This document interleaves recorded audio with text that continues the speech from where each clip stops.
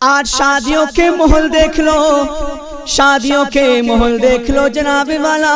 आज शादी हम करते हैं, हमारी शादी में कोई भी सुन्नत का तरीका नहीं है। नबी आदम की सुन्नत हम अपनाते हैं। मेरे प्यारे जरा गौर कर ले, शादी करना मेरे नबी की सुन्नत है, शादी करना निकाह करना मेरे नबी की सुन्नत है। हमारी शादियों में वो माहौल नहीं है, हमारी शादियों में वो रिवाज नहीं है जो हजरत फातिमा की शादी में था, जो मेरे नबी ने अपनाया था। लेकिन आज तू नबी की मोहब्बत में नबी की सुन्नत को अपनाता है। बड़ी प्यारी सुन्नत है मेरे नबी की शादी करना। तू शादी करता है, तेरे घर में कोई भी ऐसा काम नहीं है जनाबे वाला जो नबी के तरीके से हो, जिसमें नबी की सुन्नत पाई जाती हो। तू अपनी शादी में भांगड़ा बजाता है, तू अपनी शादी में ढोल बजाता है।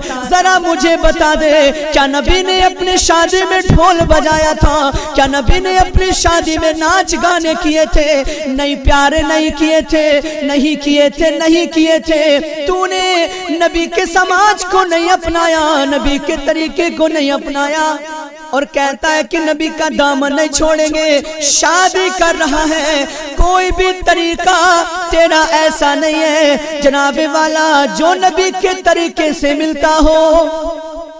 शादी करने के लिए सबसे पहले लड़का लड़की की जरूरत पड़ती है, दुल्हा दुल्हन की जरूरत होती है। कुरान से पूछ लो, कुरान तू बता दे हम कैसी लड़की ढूंढे, कैसी दुल्हन ढूंढे? तो कुरान कहेगा हुन्ना लिबासुल लकुम व अंतुम लिबासुल लहुन।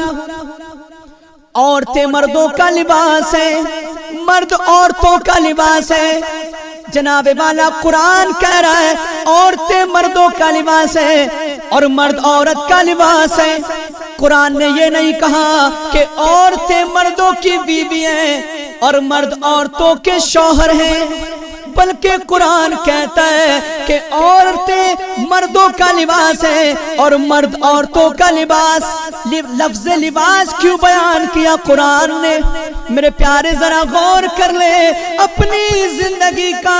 जरा जनाबे वाला तू सोच, अगर तू कहीं पर कपड़े खरीदने जाता है, अगर तू मार्केट चला जाता है, लिबास इसलिए कहा गया अगर तू कपड़े खरीदने जाता है, अगर तेरे कपड़े में कोई खराबी हो, जो कपड़ा तुझे पसंद ना आए, जो लिबास तुझे पसंद ना आए, वो अपने पहनने के लिए तू कभी ना लेगा, अपने पहनने के लिए कभी ना लेगा। मेरे प्यारे, जो लिबास तेरे दिल को ना भा जाए, जो लिबास तेरे दिल को अच्छा ना लगे, वो लिबास तू कभी ना लेगा। जरा सोच ले मेरे प्यारे, जब कुरान कह रहा है औरतें मर्दों का लिबास है, मर्द औरतों का लिबास, अब जरा सोच, जो लड़की अच्छी ना हो, लिबास से क्या मतलब है? जो लड़की अच्छी ना हो, कुरान उसको मना कर रहा है कि अच्छा लिबास नहीं है। अच्छे लिबास से मतलब क्या है? अगर तू मार्केट जाता लिबास खरीदे, अगर तुझे कोई कपड़े की मार्केट में कोई कपड़ा दिखाए, उस कपड़े के अंदर कोई कट हो, कोई कमी हो, जनाबे वाला उस कपड़े को तू नहीं लेता है, उस कपड़े को तू रद्द कर देता है, कहता है दूसरा कपड़ा दिखाओ, कोई दूसरा लिबास दिखाओ। जरा बोल, अगर मार्केट तू कपड़े लेने के लिए जाए, अगर कपड़े के अंदर, लिबास के अंदर कोई कट हो, तुझे कोई खराबी नजर आ जाए, कोई कट नजर आ जाए मेरे प्यारे, तो तू जरा बता उस लिबास को लेने की कोशिश करेगा? उस लिबास को अपनाने की कोशिश करेगा? हरगिज कोशिश नहीं करेगा। तू यही सोचेगा कि मेरा लिबास अच्छा हो, मेरा लिबास अच्छा हो। इसीलिए कुरान ने कहा, इसीलिए कुरान ने कहा कि औरतें मर्दों का लिबास है और मर्द औरतों का लिबास। अब लफ्ज लिबास बयान किया कुरान ने। आप कहेंगे कि लड़की को कैसे पहचाने कि ये अच्छा लिबास है कि नहीं है, ये अच्छी लड़की है कि नहीं है? कपड़े में हमने देखा कट लगा है, कपड़ा खराब है, हमने मान लिया लिबास अच्छा नहीं है, लेकिन लड़की को कैसे पहचाने कि लड़की में कट है, लड़की लिबास अच्छा नहीं है? जनाब वाला। तो आज मैं आपको बताना चाहता हूँ, अगर आपको लगे कि वो लड़की देखे जिसमें कोई कट ना हो, तो इस्लामी एतबार से कट का मतलब सुन लो।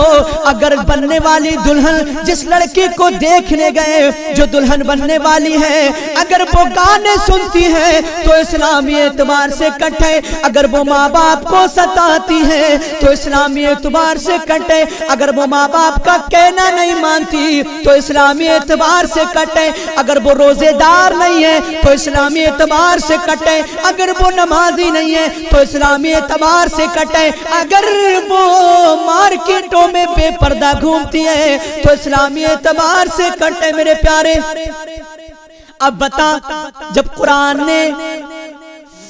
कुरान ने कह दिया कि औरतें मर्दों का लिबास है, मर्द औरतों का लिबास, अब लिबास में कट मालूम हो गया। तो प्यारे बता, अगर लड़की बेनमाजी हो, लड़की बेरोजादार हो, लड़की अपने माँ बाप की इज्जत ना करती हो, लड़की बेपर्दा घूमती हो, क्या तू उसको दुल्हन बनाएगा? कभी नहीं बनाएगा। मेरे प्यारे, सुन्नत का तरीका तो ये होना चाहिए था, अगर तेरी शादी होती तो नबी के तरीके पे अपनी शादी को करता, नबी की मोहब्बत में कुरान पाक की तिलावत कराता, नबी की महफिलें सजाता। जनाबे वाला, तेरा रब तुझसे राजी हो जाता। लेकिन आज पता नहीं तू क्या क्या खुराफात करता नजर आता है। कभी डीजे बजाता है, कभी डांस पार्टी को बुलाता है, कभी सपना चौधरी को बुलाता है। ना जाने कहां कहां से ये फाहिशा औरतें आती हैं और तेरे स्टेज पे चढ़ करके तुझे नीचे बिठा करके जनाबे वाला ये नाच गाने सुनाती है, नाच करके तुझे दिखाती है। मेरे प्यारे, तुझे शर्म ना आती? तुझे शर्म ना आती?